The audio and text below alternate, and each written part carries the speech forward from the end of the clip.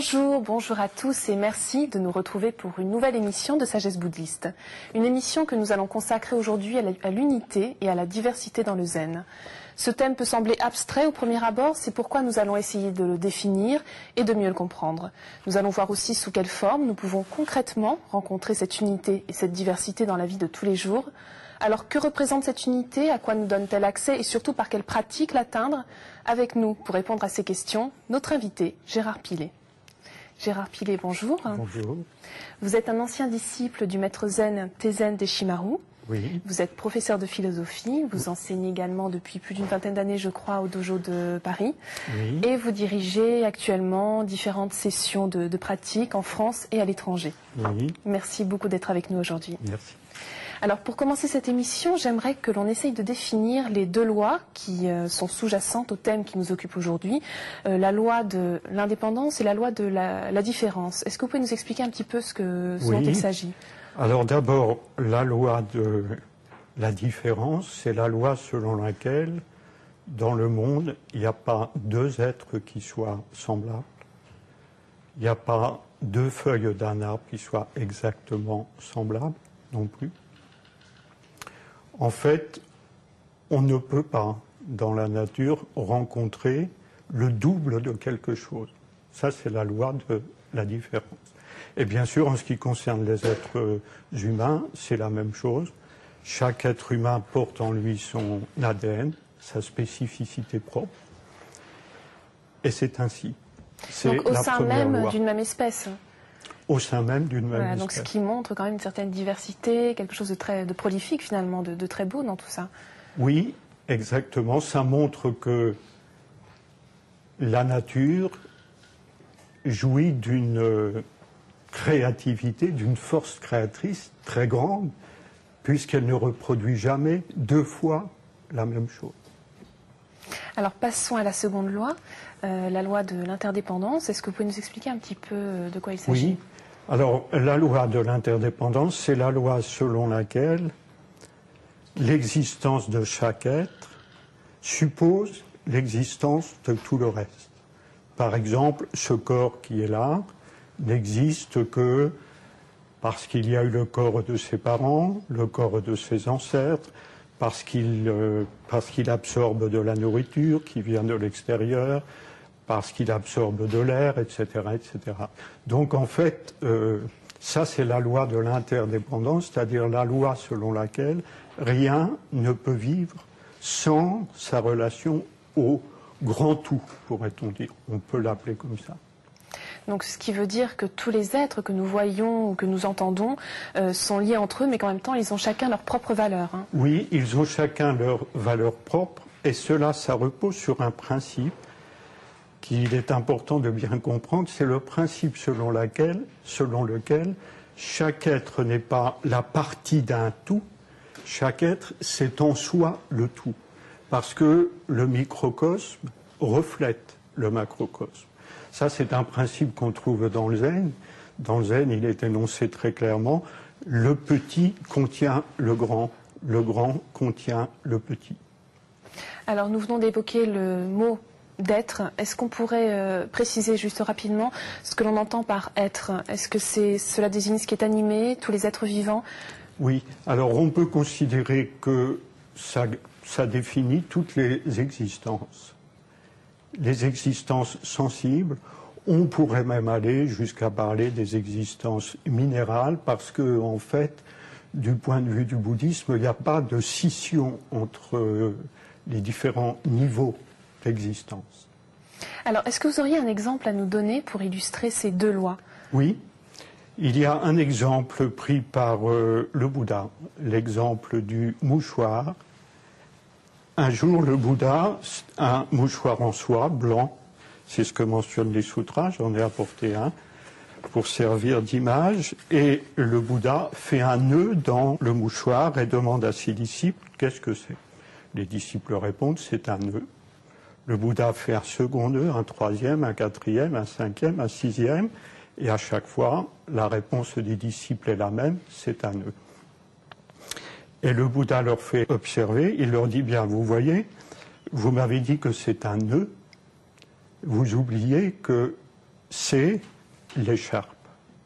L'écharpe n'a pas changé, c'est toujours une écharpe. Vous ne voyez que les différences, vous ne voyez que les singularités, mais vous ne voyez pas l'un sous le multiple. Vous ne voyez pas l'unité sous la diversité des nœuds. Mais alors comment peut-on faire justement pour appréhender cette unité, pour la voir? Voilà, alors le Bouddha continue sa leçon et il dit maintenant à ses disciples, mais si vous voulez les enlever, ces 6 nœuds, comment est-ce que vous allez faire? Vous ne pouvez pas les enlever les 6 en même temps. Les disciples en conviennent. Il leur dit donc, vous devez commencer par un nœud. Et le Bouddha leur dit, vous voyez, ces 6 nœuds symbolisent les 5 sens plus le mental. Et le nœud par lequel on doit commencer, si on veut les défaire tous, c'est le nœud du mental. Si on défait le nœud du mental, dit le Bouddha, on peut défaire tous les autres nœuds, les nœuds des 5 autres sens. Alors les disciples lui demandent, mais pourquoi le nœud du mental vient en premier? Et le Bouddha leur explique, il leur dit, parce que c'est le mental qui est à la source de cette fausse idée d'un moi. Et si vous enlevez le nœud du mental, les nœuds des 5 sens, vous pouvez ensuite les enlever. Et alors, que se passe-t-il? Dans ces cas-là, lorsque le sentiment, la fausse idée d'un moi n'existe plus, ce que vous voyez n'est pas autre chose que vous-même, ce que vous entendez n'est pas autre chose que vous-même, ce que vous touchez n'est pas autre chose que vous-même, etc. Autrement dit, vous réalisez la vision de l'un sous le multiple. Ce que le Bouddha nous enseigne à travers la parabole, c'est que si on veut vraiment voir l'un sous le multiple, il faut s'affranchir de ce fonctionnement qui est propre au mental, fonctionnement qui nous met dans le clivage, moi, ce qui n'est pas moi, moi, les autres. Mais alors justement, est-ce que l'être humain n'est pas non plus porté naturellement à ne voir soit que les différences ou uniquement l'uniformité, surtout dans la société dans laquelle on vit aujourd'hui? Oui. On voit surtout les différences au point de les exacerber. Ça donne quelquefois des choses très négatives d'ailleurs, les discriminations de toutes sortes. Il arrive aussi que dans notre société moderne, on veuille nier les différences, ce qui n'est pas la sagesse de l'unité. Parce que la sagesse de l'unité, c'est voir l'un sous le multiple et ce n'est pas nier les différences. Voilà, donc il ne faut pas tomber ni dans un extrême ni dans l'autre. Il faut vraiment essayer d'avoir une vue globale des choses. Et cette vue globale, on ne peut pas l'avoir, on ne peut pas vraiment sentir que les nœuds sont le mouchoir et ne sont rien d'autre que le mouchoir si on ne sort pas du fonctionnement propre au mental et si on ne sort pas de ce que le Bouddha nomme la fausse idée d'un moi, la fausse idée d'un jeu. Alors justement, pour tenter d'accéder à cette unité que l'on assimile donc à la totalité et à une certaine harmonie également, comment est-ce qu'on peut faire? Est-ce qu'il existe des pratiques qui peuvent nous y aider? Oui. Alors justement, le Bouddha, dans sa parabole, il va plus loin, il le demande à ses disciples, mais comment est-ce que vous dénouez les nœuds? Et le Bouddha fait le signe, il tire sur les nœuds. Les disciples lui disent non, c'est pas comme ça qu'on fait. Alors le Bouddha dit, oui, vous faites comment? Alors les disciples expliquent, j'enlève les nœuds, et le Bouddha dit, bien voilà, le mental, vous devez le dénouer, et pour le dénouer, vous devez méditer. Alors il y a une pratique de méditation, voilà, qui est propre au zen, donc zazen. Oui. Est-ce que vous pouvez nous expliquer ce qui se passe quand on fait justement cette pratique dans la posture, dans la gestuelle, pour nous aider justement à avoir un mental un peu plus vaste et à accéder à cette unité? Oui. Bien, en fait, le mental, ce sont les pensées, les émotions, et on l'a vu dans la parabole, les sensations. Alors, ce qui se passe dans la pratique de Zazen, de la méditation zen, ce qui se passe, c'est que toutes les productions mentales, on ne s'en occupe pas. On les laisse passer, on ne les fuit pas, mais on ne s'identifie pas non plus à ces productions mentales. Il y a donc quelque chose de beaucoup plus intuitif et de moins intellectuel dans cette façon d'accueillir les choses. Voilà, c'est un accueil neutre. C'est un accueil neutre et c'est cet accueil qui va permettre d'ouvrir la conscience à cet espace vaste dont vous parlez. Et c'est effectivement le qualificatif qui convient très bien, c'est l'esprit vaste. L'esprit qui est au-delà de tout. On le compare quelquefois à cet espace vaste parce que on ne peut pas le définir, c'est le sans forme. Et quand on appréhende cet esprit vaste, quand on le réalise vraiment, alors on comprend que seul, fondamentalement, existe le mouchoir, l'écharpe.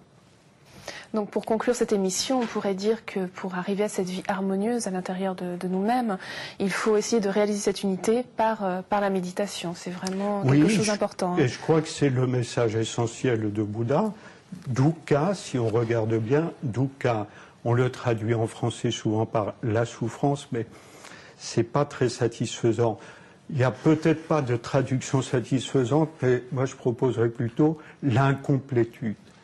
C'est l'incomplétude qui cause l'insatisfaction propre à ce dukkha. Et si on sort de l'incomplétude, on trouve la paix, la sérénité. Et pour sortir de l'incomplétude, il faut sortir de la prison du moi. Et là, on est le monde, on est l'univers. Il faut pratiquer la voie. Et c'est ainsi qu'on arrivera à enlever ce premier nœud, le nœud du mental. Et ensuite, le reste suit. Les autres nœuds s'en vont. Alors, juste pour terminer rapidement, est-ce que dans les sutras, on trouve un autre enseignement du Bouddha relatif à cette unité et diversité dans le zen? Dans le zen, on trouve d'autres images, des images qui sont très caractéristiques du zen, par exemple, l'oiseau blanc sur la neige. L'oiseau blanc sur la neige, il n'y a pas de différence, c'est la blancheur, mais en même temps, ce n'est pas la même chose. Et dans le Sudokai également, je crois qu'on en parle. Dans le Sandokai. Alors, dans le Sandokai, on trouve l'image de la lumière et de l'obscurité. Et dans le Sandokai, il nous est dit, la lumière, elle existe dans l'obscurité, et aussi l'inverse. Alors, voyez les deux.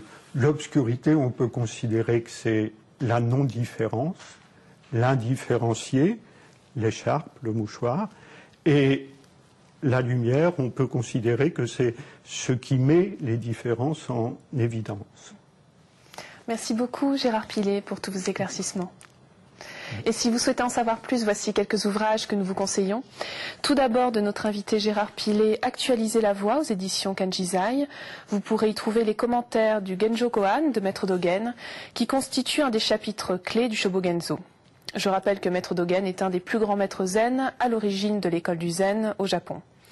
De notre invité toujours, Sagesse du cœur, également aux éditions Kanjizai, une belle façon de découvrir comment les enseignements du bouddhisme peuvent aider à traiter les émotions, mais aussi les trésors que peut recéler le cœur de chacun. Et enfin, L'esprit du zen, d'Alan Watts, dans la collection Point Sagesse, un texte basé sur l'expérience de l'éveil, où l'auteur nous livre sa compréhension personnelle du secret du zen. C'est déjà la fin de notre émission. Vous pouvez la retrouver sur le site internet de France 2 en cliquant sur la rubrique Programme et Chemin de la foi. Merci à tous de nous avoir suivis. Je vous souhaite une excellente journée et une très, très belle semaine.